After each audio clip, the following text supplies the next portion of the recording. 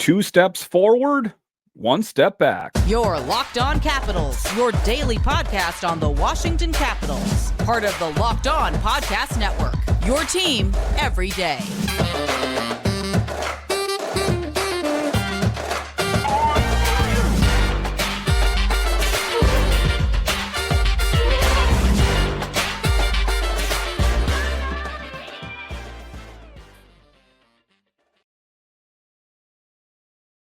Well, hello and welcome into this edition of Locked On Capitals.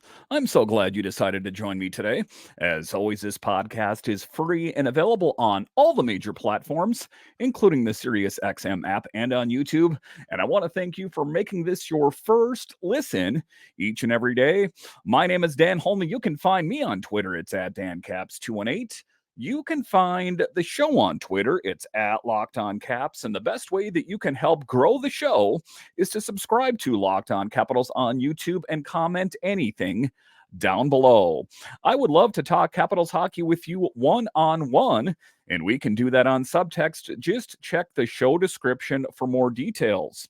Today's episode is brought to you by Sleeper. Download the Sleeper app and use promo code LOCKEDONNHL to get up to a $100 match on your first deposit.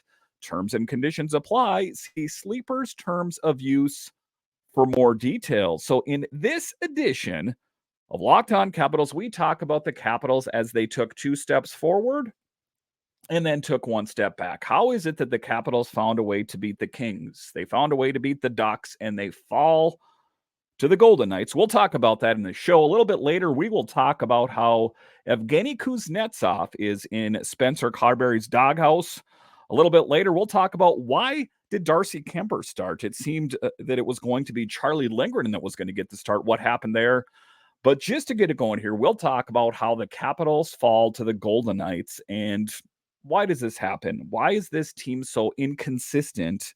There's not a lot of continuity with this team. It seems like, they learned something in that game or in those games against the Ducks and the Kings, and they're gonna take that and use that against that same stuff they learned with the Golden Knights. But it's not the case as they fall flat on their face, and it seems like the things that were addressed or fixed seem like they're undone in a hurry. And I don't get me wrong, I understand that the Golden Knights are a really, really good hockey team, but the Capitals struggled immensely against the Golden Knights, and that's what I'm talking about. I'm glad that the Caps can beat poor teams, but I want them to beat the best of the best. That is the measuring stick on how your team should be judged, because if you have any lofty goals of winning a Stanley Cup, then you're going to have to get through the likes of the Golden Knights, the New York Rangers, etc. So a bit disappointing, I guess, is how I would summarize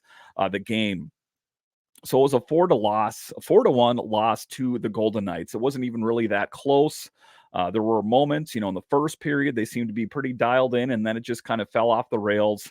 The Capitals still have yet to win their first regular season game in Vegas. They are 0-5-1. And it's interesting for me, if you're into like superstition or, just kind of odds, it's interesting that the Capitals found a way to win games in 2018 during the Stanley Cup run, but it has eluded them the ability to win games during the regular season in Vegas. That's kind of an interesting stat there. Vegas had more shots and quality shots. They outshot the Capitals 27-9 through the first two periods. So everything was firing on all cylinders for that team. And I mean, it was the same thing. I'll talk a little bit later about the goalie situation for the Capitals.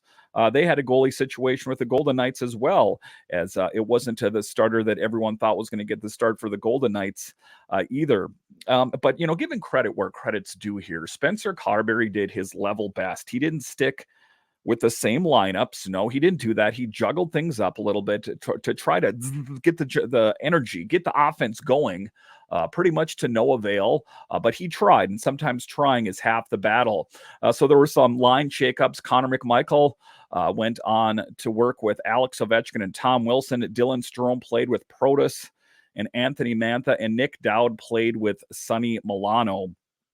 And that was the tough thing, is just trying to get any kind of goal scoring going because for the longest time I thought, well, at least they would get some production from the bottom six. It was no, it was a tough game, all things considered, and Cassidy really has that Golden Knights team dialed in. Hendricks Lop here, and Evgeny Kuznetsov was demoted to the fourth line to work with Malenstein and Nicholas Abe-Kubel, and I'll talk about Kuzi a little bit later in the show, but that's one of the tough things. Again, you walk away from games, especially the games against the Ducks and the Kings, and you felt like, well, there they go, they addressed what's wrong, they actually got off the schneid and they got a power play goal, things are going in the right direction, and then they take steps back. But the Capitals don't have a lot of time to sit here and dwell on what went wrong. They got to look at the video, ultimately then burn the video and move on to the next one. The Knights did their best and was playing. They were blocking shots, made it really difficult for the Capitals to get any shots through. So they're not only do they have great goal scorers, but they're selling out. They're laying out in front of shots. Was just really impressive to watch. The line scrambled seemed to work. Outshot Vegas 13-8. To start, but then it just kind of fell apart. And the Caps' lone goal came from Tom Wilson. So Tom Wilson is on a bit of a heater there. His fourth goal in 2 games. So it's good that we're getting that productivity from Tom Wilson. But again, if you're going to have any goals of doing bigger things on the bigger stage, you're going to have to take down big opponents, and they're going to have to continue to get goal scoring up and down the lineup. Alex Ovechkin, I hate to beat a dead horse, but when is he going to get engaged? When, is a lot of the bigger names on the team, Kuznetsov, we're talking about Sonny Milano, those kind of guys. When are they going to start scoring goals on a regular basis? So it's not just Strome and Wilson getting the primary amount of production out there. But all things considered, it was kind of a rough game to watch, and I kind of saw the writing was on the wall that the Capitals probably were not going to win this game quite early in the game. Sometimes you're like, well, maybe they can kind of turn this ship around and kind of find their way. It was tough sledding the entire game for the Capitals as the Golden Knights, threw the kitchen sink at the Capitals, and they kind of just chucked it back in their direction. They didn't have a real answer for what the Golden Knights were putting in their direction. But like I said, it doesn't get any easier for the Caps as they take on the Coyotes next. And I know what you're going to say, damn, the Coyotes. If you're a casual NHL fan, you're going to say the Coyotes, well, they're going to just be able to sleepwalk through that one. This is not previous year's Coyotes. This team this year is actually pretty good. Are they one of the best? No, but they're still pretty good. They're a lot better than they have been in previous years. So the Capitals have got to be ready. The Coyotes have 4 straight wins, each coming against the past 5 Stanley Cup winners: Blues in 2019, Avalanche 2022, Lightning 2020 and 21, Golden Knights 2023. So it's going to be a big one here. Their next game is against the Caps, the 2018 Stanley Cup champions, if you don't recall. So, again, it wasn't a lot of positivity to take away from that game. It was a lot of, well, why is this not working? Why are some of the things that they're doing against the Golden Knights, how come those same things they did against the Kings and the Ducks, why is that not working here? Because ultimately, I think that the Golden Knights are just that good of a team. They're stifling. Their defense was stifling, and the Capitals had a difficult time gaining any type of traction out there. They tried their darndest to get it done.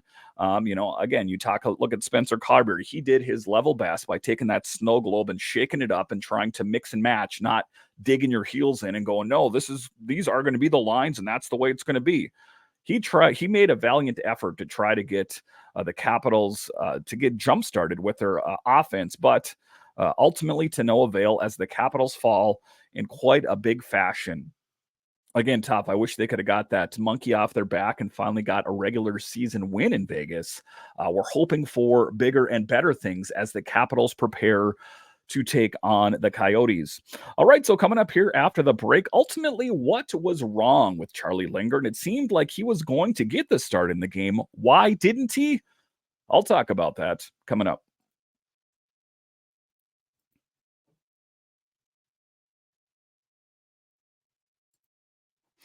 A new NHL season brings all sorts of possibilities. Alex Ovechkin could score 50 goals. The Capitals could hoist the Stanley Cup, and you could win big by playing daily fantasy hockey on Sleeper, the official daily fantasy app of the Locked On NHL Network. Sleeper is our number one choice for daily fantasy hockey, and especially daily fantasy hockey, because with Sleeper, you can win 100 times your cash in daily fantasy hockey contests. And let me tell you something.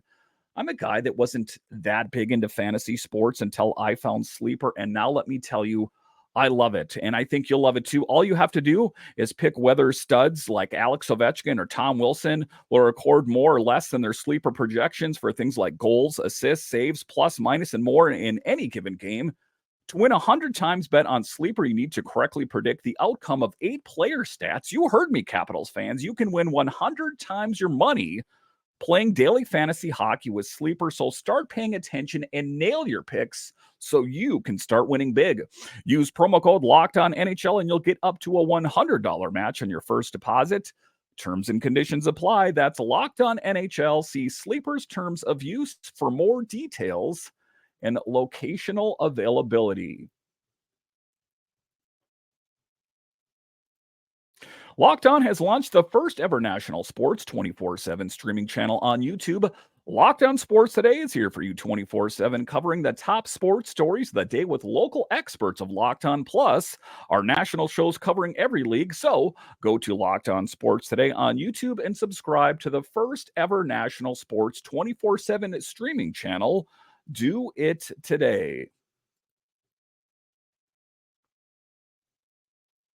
All right, welcome back into this edition of Locked On Capitals, part of the Locked On Podcast Network, your team every day. So, one of the things that I thought going into the game in Vegas was that Charlie Lindgren was playing really well. It just stands to reason that he should get the start in Vegas and really help the Capitals in their pursuit of continue winning. That's what it's all about at the end of the day, winning games and trying to climb the ladder that is the Metro Division to see what you have to make it to the top rung. There are people that are trying to push you off and make you slide down, but you got to be the one that's going to hit them and say, no, I'm climbing that ladder. And you're going to be able to do that by winning games. And, the Capitals at the Thanksgiving break were in second place. They slid a little bit and then they picked up 2 big wins.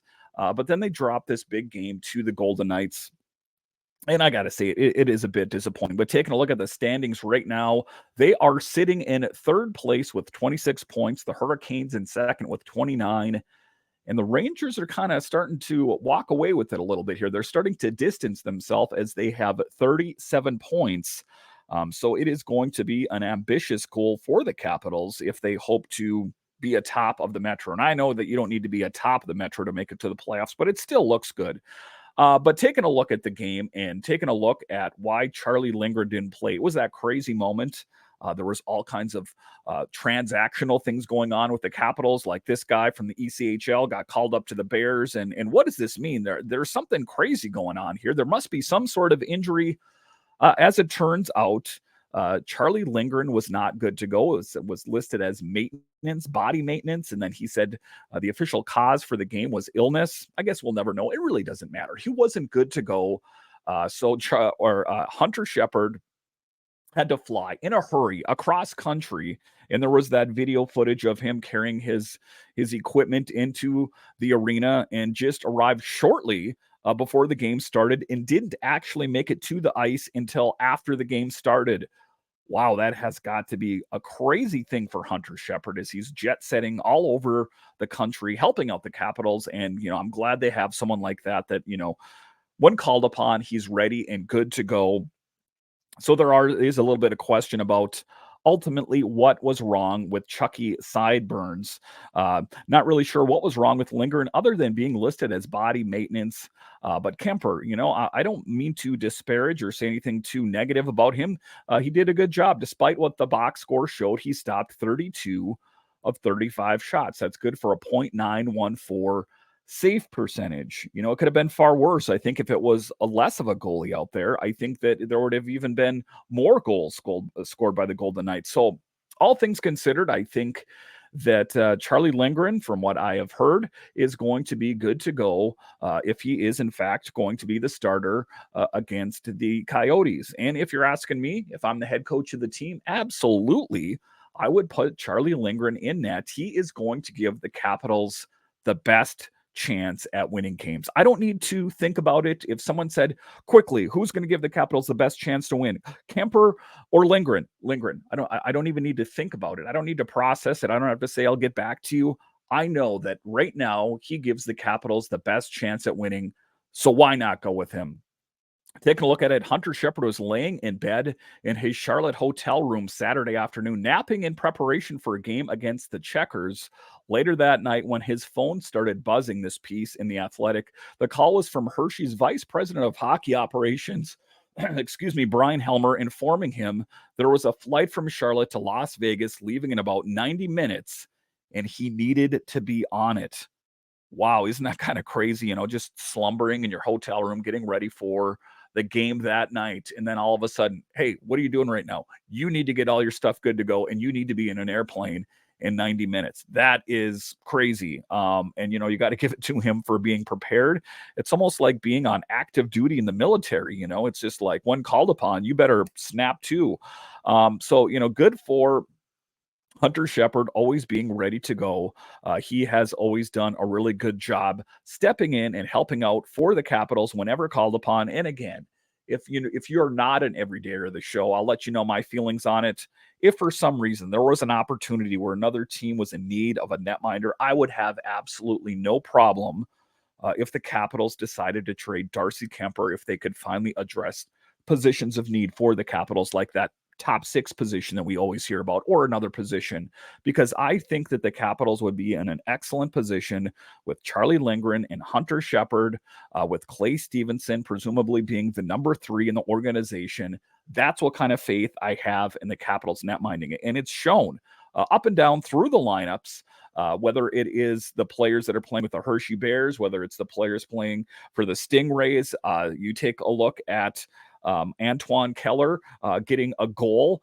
You take a look at Mitchell Gibson. It's just quite stunning. And I'm very proud of the Capitals netminders, and I'm very proud of what Ross Mahoney and his staff does, because you take a look at Antoine Keller, and people are talking about it like his stuff, all, on the day of the draft, everyone's stuff was put away and ready to go.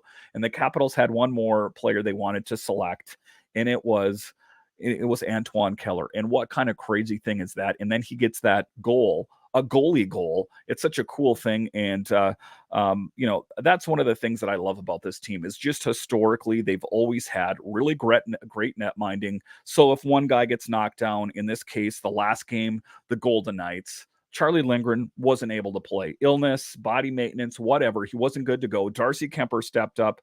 But even if it wasn't Darcy Kuemper, I have no problem if it was Hunter Shepard. And, everything I've seen, I would have no problem if it was Clay Stevenson.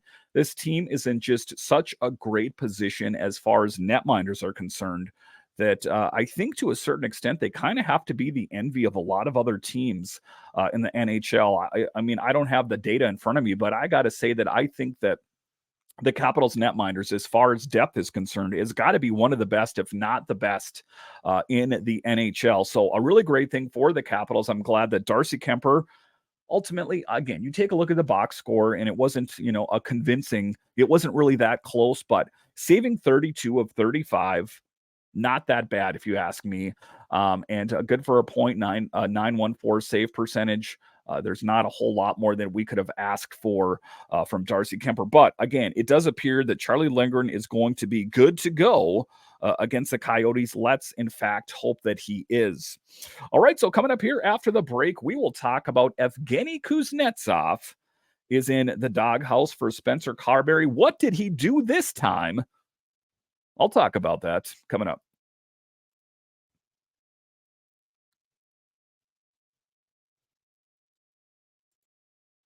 When you're drafting your fantasy team, do you ever wish you could do the same thing with your business team? If you're building a roster to win the league, you need Indeed. Indeed is the hiring platform where you can attract, interview, and hire all in one place. Don't spend hours On multiple job sites looking for candidates with the right skills when you can do it all with Indeed, find top talent fast with Indeed's suite of powerful hiring tools like Indeed Instant Match, assessments, and virtual interviews. And let me tell you something, if you are a person that hires people, you don't need to go through paper applications. You don't need to do, things that make your job that much more difficult. You need Indeed. Indeed knows when you're going to grow your business, you have to make every dollar count. That's why you need Indeed. You only pay for quality applications that match your must-have requirements. Indeed knows hiring needs to be cost effective when you're running your own business. So do the right thing. Go to visitindeed.com/locked on to start hiring now. Just go to indeed.com/locked on. Indeed.com/locked on. Terms and conditions apply. Cost per application pricing not available for everyone. You need to hire? You need Indeed. All right, welcome back into this edition of Locked On Capitals, part of the Locked On Podcast Network, your team every day. So we do know that Evgeny Kuznetsov has been a problem child for the Capitals, I guess I'm going to say. And one of the things that I said in the offseason, if there's one thing that Spencer Carberry can do, or two things, I guess, other than win a Stanley Cup, it is going to be reinvigorate Anthony Mantha. Everyone's like, there's no way that's going to happen. Guess what? It's happening. And the other thing is getting Evgeny Kuznetsov going. The quirky, neurotic guy. If can they get him going in the right direction? As it turns out, he has been struggling. He's kind of bounced around. He played for a while on the top line with Alex Ovechkin, and then he slid down to the second, down to the fourth, and ultimately benched. So what does that mean for Evgeny Kuznetsov in the next game? Would Spencer Carberry ultimately healthy scratch Evgeny Kuznetsov? Do you think it's possible? And what do you think the outcome of doing such thing would be? Do you think if you take a look at Evgeny Kuznetsov, I kind of know how the guy's wired. If he feels like he's disrespected, he's not going to be the guy that's going to rise to the challenge. He's going to sulk and kind of be a big baby about it. So I don't know if necessarily that's the right idea.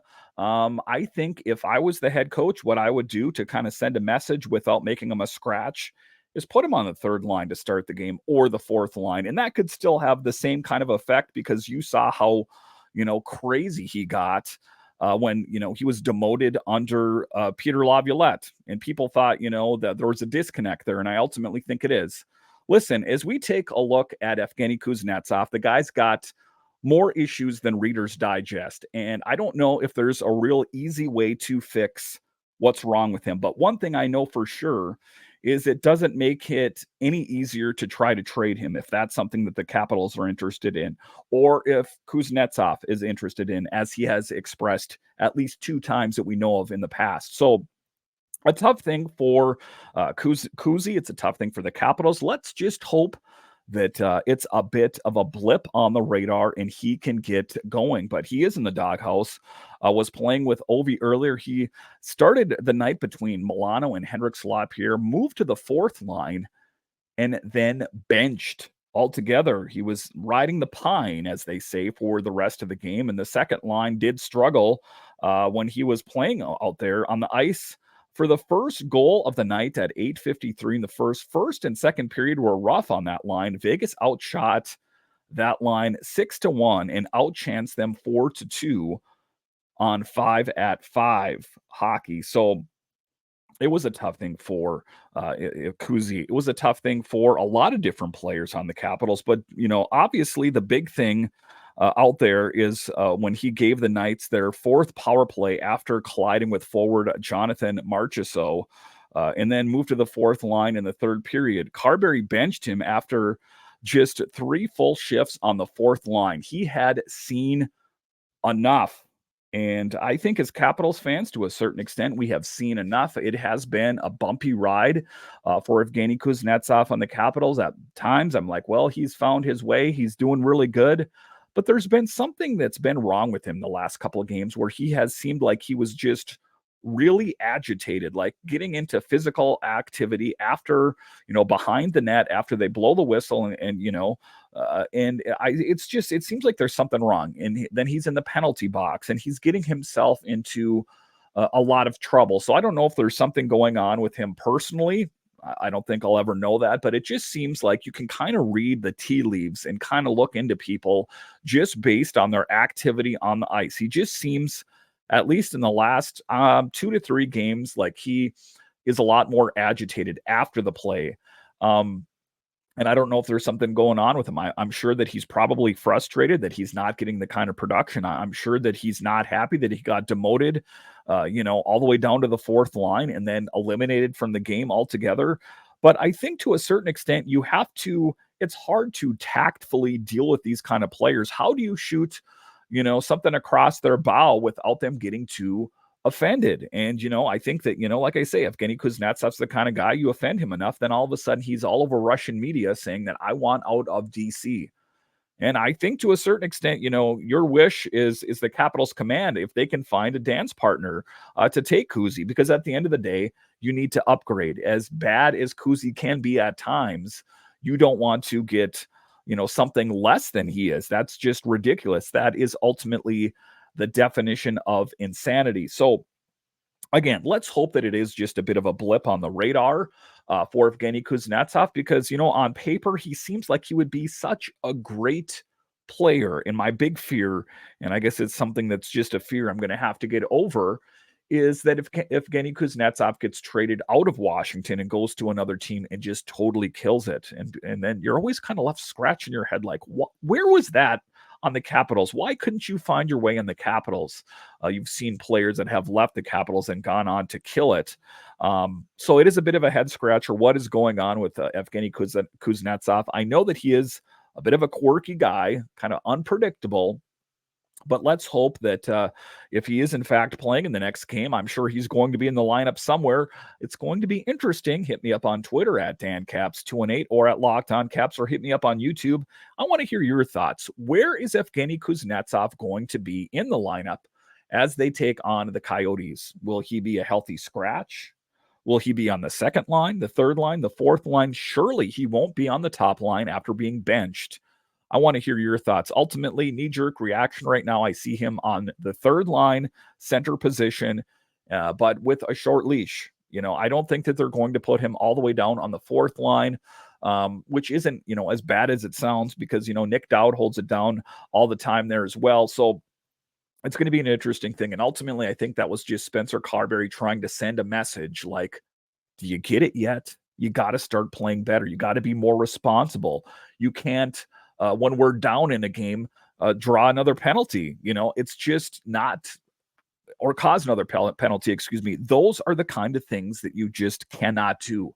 If the Capitals want to get back into the game, it's not going to serve them well if you're sitting in the penalty box, putting the other team on the power play. So a team like the Golden Knights, they will make you pay, and they ultimately did. The Capitals lost, and it was a difficult one to watch. Again, I'm not going to try to overthink it too much. I did that with the game against Edmonton, and I did that against the Sharks, like going, what in the world is going on?